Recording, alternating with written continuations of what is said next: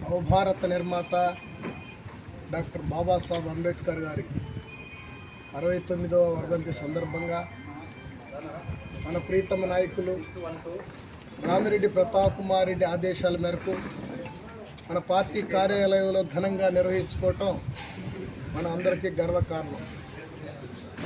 ముందుగా మేధావులు కానీ, ప్రజా సంఘాలు కానీ, ప్రజాస్వామ్యవాదులు కానీ, విద్యార్థులు కానీ అంబేద్కరిజం గొప్పదని చెప్పుకునే అన్ని రకాల దగ్గరుండే మేధావులారా, ప్రపంచంలోనే భారతదేశంలో మన జగన్మోహన్ రెడ్డి గారు రాజధాని అని చెప్పుకుంటున్న విజయవాడ నడి బొడ్లో 225 అడుగుల ఎత్తుగల విగ్రహాన్ని స్థాపించి దాంట్లో లైబ్రరీని పెట్టి దాంట్లో ఆయన చరిత్రను పెట్టి అదేవిధంగా మేధావులైన జ్యోతిరావు పూలే, పెరియార్ రామస్వామి మహానుభావుల చరిత్రలను కూడా అందులో విమర్శించి అంత గొప్పగా చేసిన వ్యక్తులు ఈ భారతదేశంలో ఎవరన్నా ఉన్నారంటే అది ఒక్క జగన్మోహన్ రెడ్డి గారే. దాంట్లో మనం ఎవరు కూడా ఎంతో గొప్పగా చెప్పుకోవాల్సిన విషయం అవన్నీ మర్చిపోయారు. అంత గొప్ప ఈరోజు మన విజయవాడకి ఎవరు పోయినా మనందరం పోయే ఉంటాం. ఎక్కడి నుంచి చూసినా ఆ మహానుభావుడు మనం ఇట్లా తలెత్తుకొని చూసి అంత గర్వకారంగా చేసి పెట్టిన వ్యక్తి ఎవరన్నా ఉన్నారంటే జగన్మోహన్ రెడ్డి. అలాంటి వ్యక్తులు ఈరోజు దాన్ని సర్వనాశనం చేయటానికి అనేక కుతంత్రాలు, కుళ్ళు ఏం చేయాలా, ఇది ప్రపంచమంతా ఇది కనపడతా ఉంది. ఎవరు వచ్చినా ప్రపంచ దేశాల నుంచి ఇది ఇట్లా మెడతితే అంబేద్కర్ కనపడుతున్నాడు, జగన్మోహన్ రెడ్డి ఆ విధంగా చేశాడని చెప్పి చెప్పుకునే పరిస్థితులు. అదే గతం ప్రభుత్వాల్లో మనందరికీ తెలుసు, అందులో మేము కూడా పోయినాం. అక్కడి నుంచి మట్టి తెచ్చి అంబేద్కర్ బొమ్మని, అంబేద్కర్కి శిలా విగ్రహం పెట్టాలని చెప్పి అక్కడ శంకుస్థాపన చేసి కదా ఒక రాయి కూడా పెట్టని చరిత్ర గత ప్రభుత్వంలో ఉంది.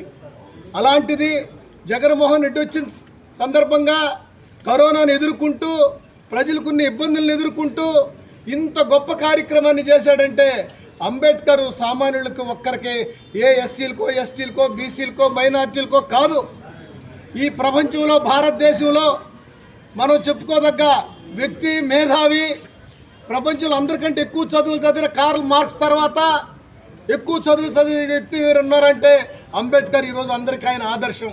ప్రపంచ దేశాల్లో నలుమూలల ఆయన విగ్రహాలని, ఆయన సంబరాలని ఇవాళ జరుపుకుంటున్నారంటే అది ఆయన చేసిన గర్వకారణం. ఈరోజు ఎంతోమంది పీడిత ప్రజలు, మరి ముఖ్యంగా ఎస్సీలు, ఎస్టీలు, బీసీలు, మైనార్టీలు, అగ్రకులంలో ఉన్న పేదలు కూడా ఈరోజు గొప్పగా బ్రతుకుతున్నాం.